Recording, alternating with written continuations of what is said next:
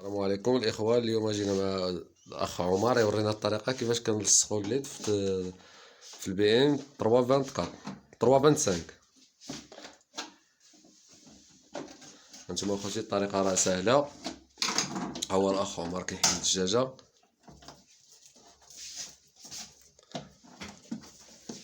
الطريقه اللي هي سهله ومزيانه.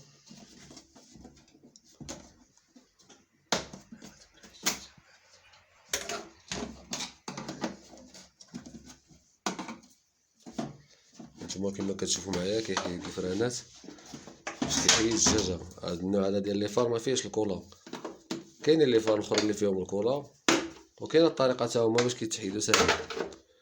كما كتشوفوا معايا هي الدجاجه تحيدات. غادي يحيد النكراج الوسطاني كما كتشوفوا معايا.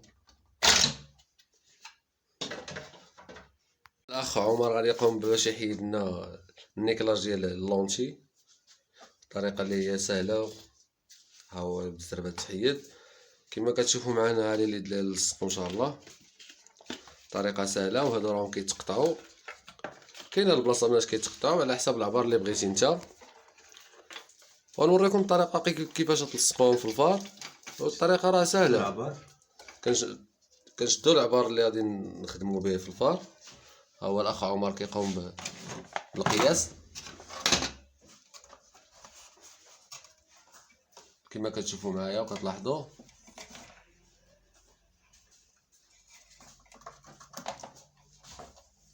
ها هو غادي يشد العبار ديال الفار باش يقطع على حسابه السنطه ديال الليد.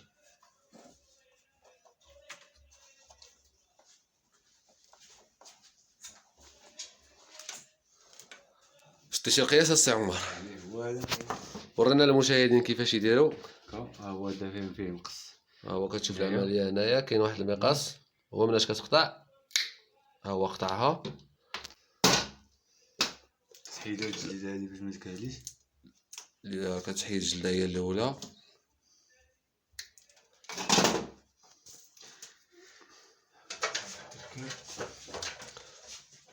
كتخشيه كتدخلو من البلاصه ملي كيركبوا البولات على حساب الخيوط كما كتشوفوا معايا. كنحيدو اللصقه. غادي يحيد اللصقه ديال السكوتش كما كتشوفوا. الطريقه راه هي ساهله.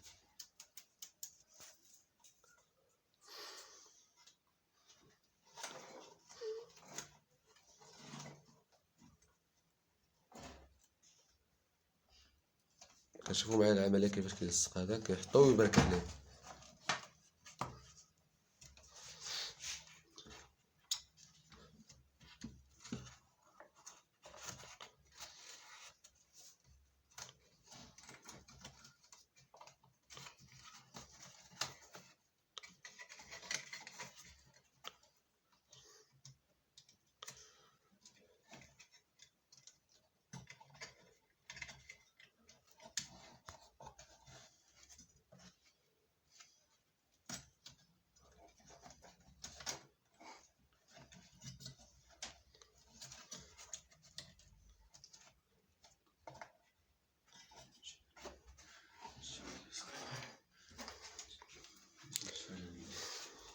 الان غادي يسييه.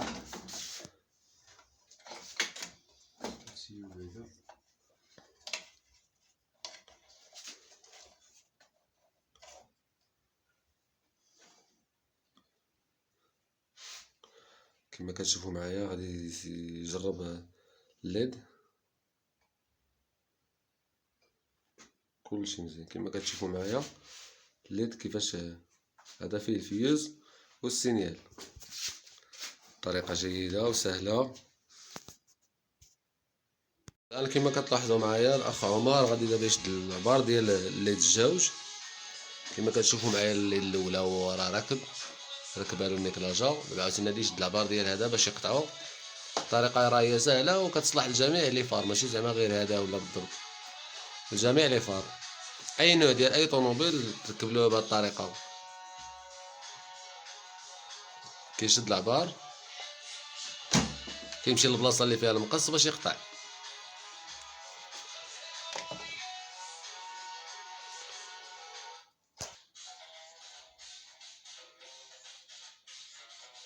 كما كتشوفوا معايا هو كيلصق دابا الليد.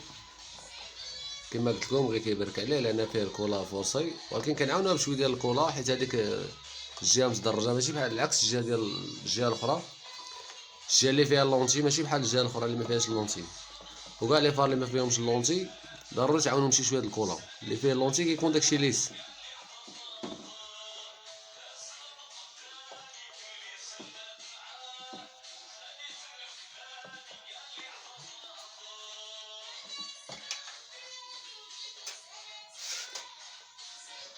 هانتوما كتلاحظوا معنا الطريقه كيفاش كيدير لهم الكره. اللي راه لاصق ضروري كتعاونوا بشي شويه د الكره.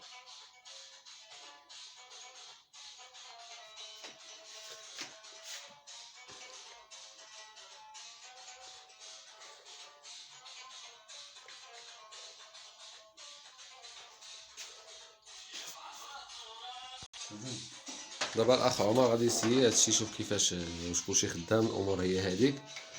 عادي جمعنا الفار ونوريكم النتيجه النهائيه بعد ما كنلصقوا الدجاجات وكلشي. كما كتلاحظوا معايا هاد الليلات فيهم السينيال وفيوز.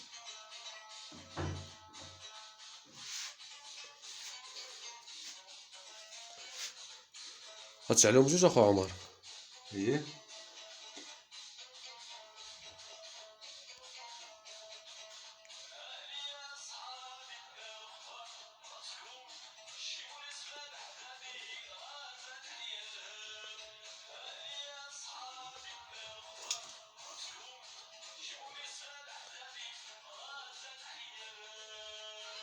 كتلاحظوا معايا هما اللي تشعلوا بجوج. هانتوما شوفوا الديكور كيفاش داير. دابا غادي نقوم بالمونتاج ديال الفار. عاد نشعلو غا السينيال الاول، هو ديال السينيال الجهه الاخرى. كما كتلاحظوا معايا داكشي روعه. دابا غادي يشعلنا، غادي يجمع لنا الفار ونوريكم النتيجه النهائيه كيفاش كتكون. دابا كما كتشوفوا معنا الاخ عمر غادي يمونطي لنا الفار. كاين هاد البلاستيكات الداخليه ديال الفار باش نوريكم الشكل النهائي كيفاش يكون.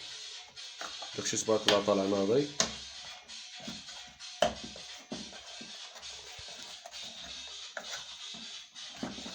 مازال ان شاء الله الجديد.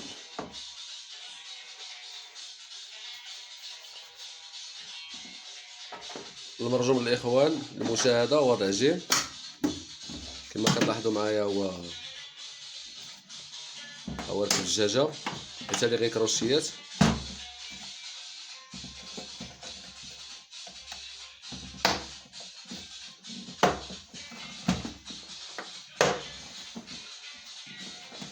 وغادي يسير لنا الفرن باش نشوفوا النتيجه النهائيه كيفاش دايره. والمرجو نالو الاعجاب ديالكم.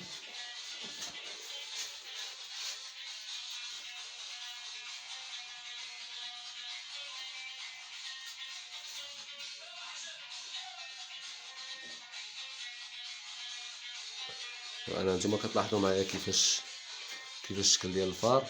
هذه بي ام 325 اللي ما فيهاش لي ليد في الفار ورديناهم لها. نتوما كتلاحظوا معايا الان انها كتبان بحالها اوريجينال.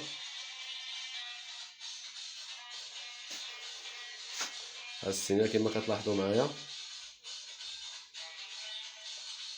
نرجو هادشي الاعجاب ديالكم وكنشكركم ومع السلامه.